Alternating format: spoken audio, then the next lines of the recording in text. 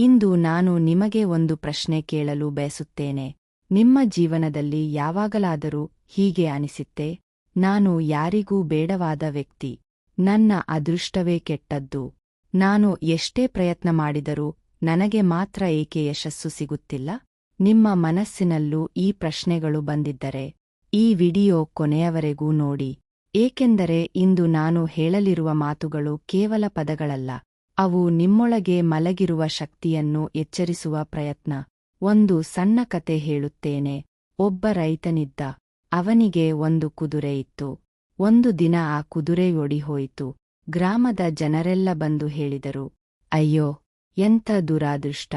ಆ ರೈತ ನಗುತ್ತಾ ಹೇಳಿದ, ದುರಾದೃಷ್ಟವೋ ಅದೃಷ್ಟವೋ ಯಾರಿಗೆ ಗೊತ್ತು? ಕೆಲ ದಿನಗಳ ನಂತರ ಆ ಕುದುರೆ 3 ಕಾಡು ಕುದುರೆಗಳನ್ನು ಕರೆದುಕೊಂಡು ಬಂತು. ಜನರೂ ಮತ್ತೆ ಬಂದರು. ವಾ, ಎಂಥ ಅದೃಷ್ಟ! ರೈತ ಮತ್ತೆ ಅದೇ ಮಾತು ಹೇಳಿದ, ಅದೃಷ್ಟವೋ ದುರಾದೃಷ್ಟವೋ ಯಾರಿಗೆ ಗೊತ್ತು? ಅವನ ಮಗ ಕುದುರೆಯಿಂದ ಬಿದ್ದು ಕಾಲು ಮುರಿದುಕೊಂಡ. ಜನರು ಹೇಳಿದರು, ಇದು ದುರಾದೃಷ್ಟ. ರೈತ ಮತ್ತೆ ನಕ್ಕ. ಕೆಲ ದಿನಗಳ ನಂತರ ಯುದ್ಧ ಆರಂಭವಾಯಿತು.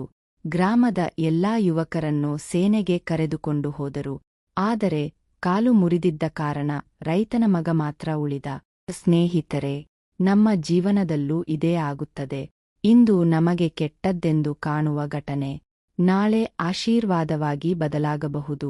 ಇಂದು ಬಂದಿರುವ ಸಮಸ್ಯೆ ನಾಳೆ ನಿಮ್ಮ ದೊಡ್ಡ ಯಶಸ್ಸಿನ ಕಾರಣವಾಗಬಹುದು. ಆದರೆ ನಾವು ಏನು ಮಾಡುತ್ತೇವೆ? ಒಂದು ಸೋಲು ಬಂದರೆ ಎಲ್ಲವೂ ಮುಗಿದು ಹೋಯಿತು ಎಂದು ಭಾವಿಸುತ್ತೇವೆ. ಒಬ್ಬ ವ್ಯಕ್ತಿ ನಮ್ಮನ್ನು ನಿರಾಕರಿಸಿದರೆ ನಮ್ಮ ಮೌಲ್ಯವೇ ಇಲ್ಲ ಎಂದುಕೊಳ್ಳುತ್ತೇವೆ. ಒಂದು ಪರೀಕ್ಷೆಯಲ್ಲಿ ಕಡಿಮೆ ಅಂಕ ಬಂದರೆ ನಮ್ಮ ಭವಿಷ್ಯವೇ ಕತ್ತಲೆ ಎಂದುಕೊಳ್ಳುತ್ತೇವೆ. ಆದರೆ ಸ್ನೇಹಿತರೆ, ಜೀವನದ ಸತ್ಯವೇ ಬೇರೆ. ಜೀವನ ನಿಮ್ಮನ್ನು ಶಿಕ್ಷಿಸುತ್ತಿಲ್ಲ, ಜೀವನ ನಿಮ್ಮನ್ನು ಸಿದ್ಧಪಡಿಸುತ್ತಿದೆ. ಒಮ್ಮೆ ಬಿದಿರಿನ ಗಿಡದ ಬಗ್ಗೆ ಯೋಚಿಸಿ. ಬಿದಿರಿನ ಬೀಜವನ್ನು ನೆಟ್ಟ ನಂತರ 1 ವರ್ಷ, 2 ವರ್ಷ, 3 ವರ್ಷ, 4 ವರ್ಷ ಯಾವುದೇ ಬೆಳವಣಿಗೆ ಕಾಣುವುದಿಲ್ಲ. ಆದರೆ 5ನೇ ವರ್ಷ, ಕೆಲವೇ ವಾರಗಳಲ್ಲಿ ಅದು ಆಕಾಶದತ್ತ ಬೆಳೆಯುತ್ತದೆ. ಜನರು 5ನೇ ವರ್ಷದ ಬೆಳವಣಿಗೆಯನ್ನು ಮಾತ್ರ ನೋಡುತ್ತಾರೆ. ಆದರೆ ನಿಜವಾಗಿ ಅದು 5 ವರ್ಷಗಳ ತಯಾರಿಯ ಫಲ. ನಿಮ್ಮ ಜೀವನವೂ ಹಾಗೆಯೇ ಇರಬಹುದು. ನೀವು ಈಗ ಮಾಡುತ್ತಿರುವ ಶ್ರಮ ಈಗ ಕಾಣದಿರಬಹುದು. ನೀವು ಸುರಿಸುತ್ತಿರುವ ಬೆವರು ಈಗ ಯಾರಿಗೂ ಗೋಚರಿಸದಿರಬಹುದು. ನಿಮ್ಮ ಕಷ್ಟ, ನಿಮ್ಮ ಹೋರಾಟ, ನಿಮ್ಮ ನೋವು ಈಗ ಯಾರಿಗೂ ಅರ್ಥವಾಗದಿರಬಹುದು. ಆದರೆ ನಂಬಿ, ಜೀವನ ಯಾವುದನ್ನೂ ವ್ಯರ್ಥ ಮಾಡುವುದಿಲ್ಲ.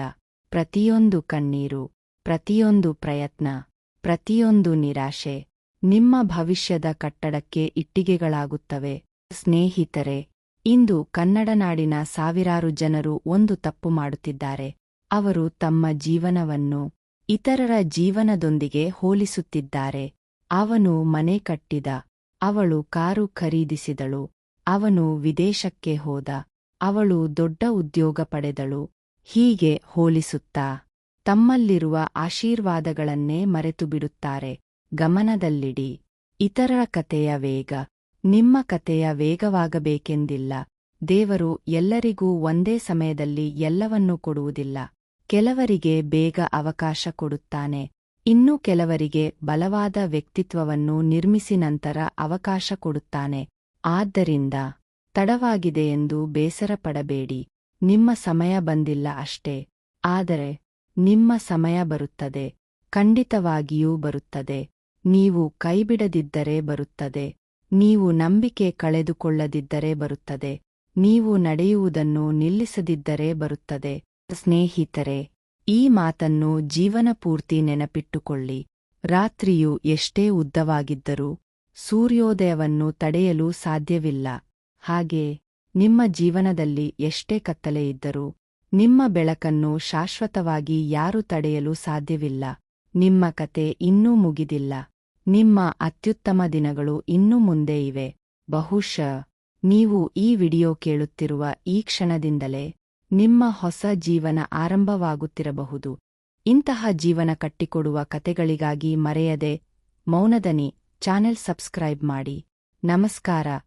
ಮುಂದಿನ ವಿಡಿಯೋದಲ್ಲಿ ಸಿಗೋಣ.